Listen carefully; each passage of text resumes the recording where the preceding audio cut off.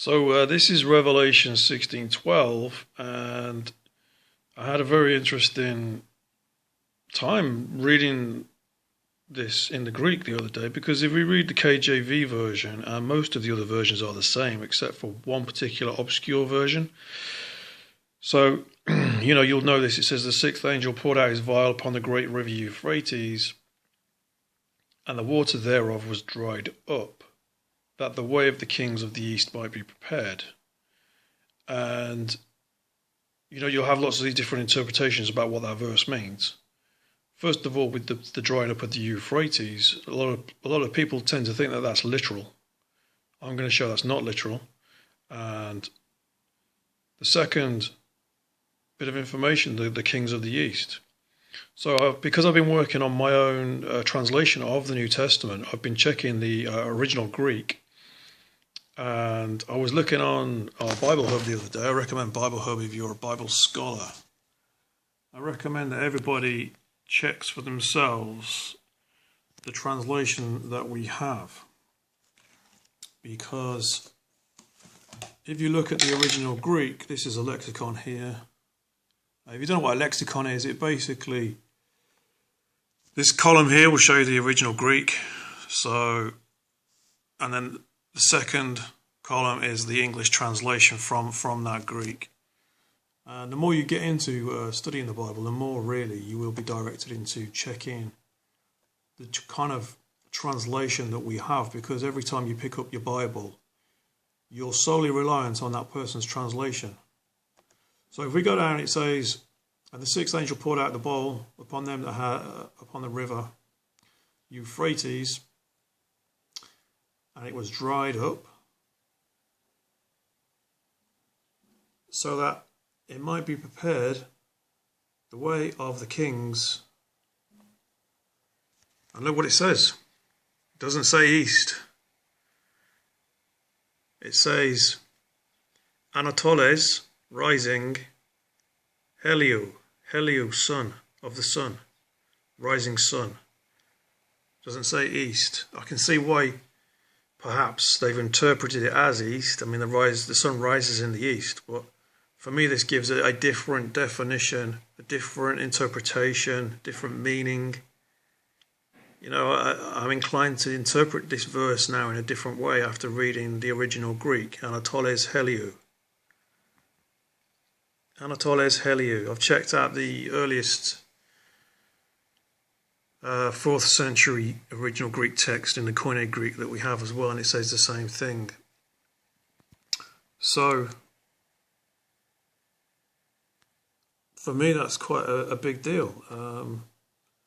Again, it's one of the reasons why I'm translating my own version of the New Testament. I'm going to be correcting a lot of these things that I have discrepancies with.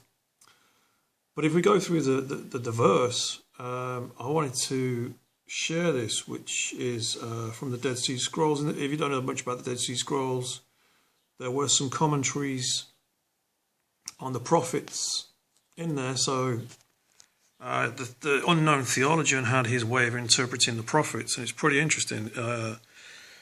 I'd actually come to this interpretation on my own before I came across the interpretation that is given here in the Dead Sea Scrolls, but this is a commentary on Nahum.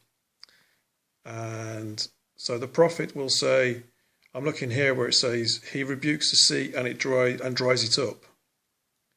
Okay, so underneath there is the unknown theologian's interpretation of the prophet Nahum's book. He rebukes the sea and dries it up. It says, the meaning of this passage, the sea, is all that, and then there's text missing, because the Dead Sea Scrolls are basically like somebody put them in a blender, and you've got to sellotape them all back together. So it carries on, and drying them up. It means to pass judgment on them and to wipe them off the face of the earth. Okay?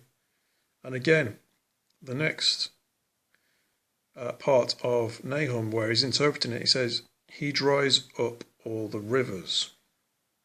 So in Nahum, the prophet says, he dries up all the rivers. So the unknown theologian, they're living around the time of the Maccabees, I think.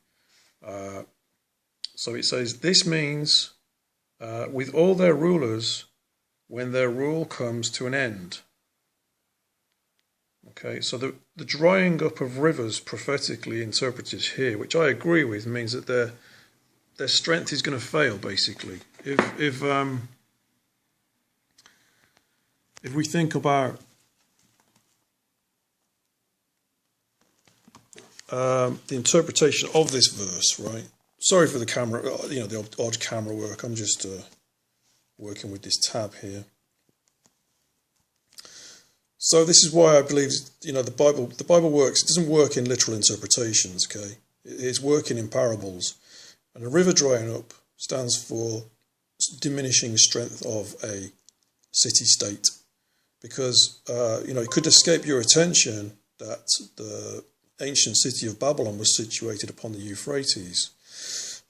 And before things like the Industrial Revolution, city-states were completely dependent upon rivers. I mean, a lot of cities that we have now in the world are from ancient times and are situated upon the cities because the ships would come down river and bring all the goods.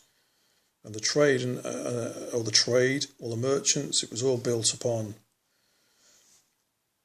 the access to rivers, or they had to rivers. So this is basically saying that this kingdom is going to diminish, which is Babylon.